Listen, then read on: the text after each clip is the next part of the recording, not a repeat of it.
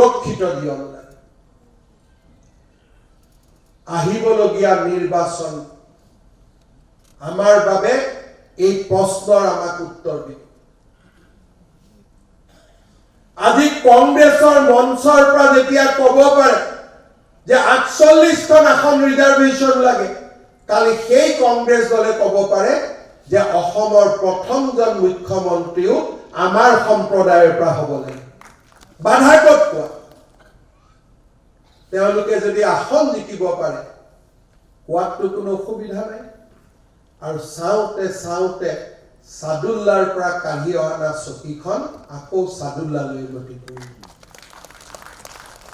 বৰদৈলে সাদুল্লাৰ পৰা চকীখন কাঢ়ি আনিছিল, আৰু আজিৰ অসমীয়াই আমি সাদুল্লাক চকীখন আকৌ এবাৰ পাৰি দিম। আমাৰ জীৱনকালত ইয়াক আমি হ'ব দিব নোৱাৰো, আৰু সেইকাৰণে আমি যুঁজিব লাগিব।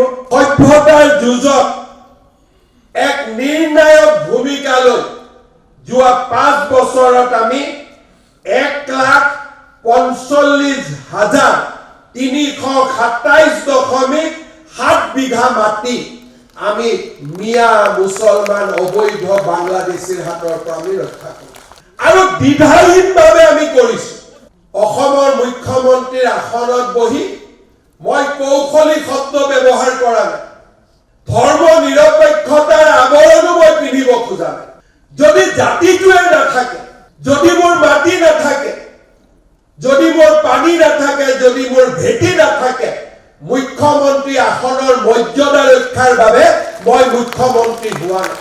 যোৱা 6টা মাহত অসমখনক অস্থিৰ কৰা কিমান ষড়যন্ত্ৰ আৰম্ভ হৈছে, কাৰণ আজি তেওঁলোকে বিচাৰে যে অসমত তৃতীয়বাৰৰ বাবে বিজেপি শাসনত আহিব নালাগে। আজি যদি কাৰ্বি আংলং, কালি তিনিচুকীয়া, পৰহি ডিব্ৰুগড়, পৰহি কামৰূপ, পৰহি নলবাৰী, প্ৰতিটো দিনেই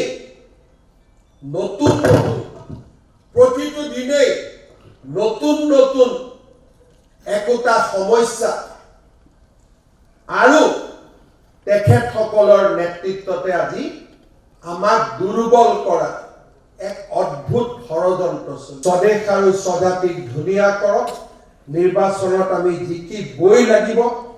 হাৰা আমাৰ বাবে ৰাস্তা নহয়, পৰাজয় আমাৰ বাবে অপচন নহয়।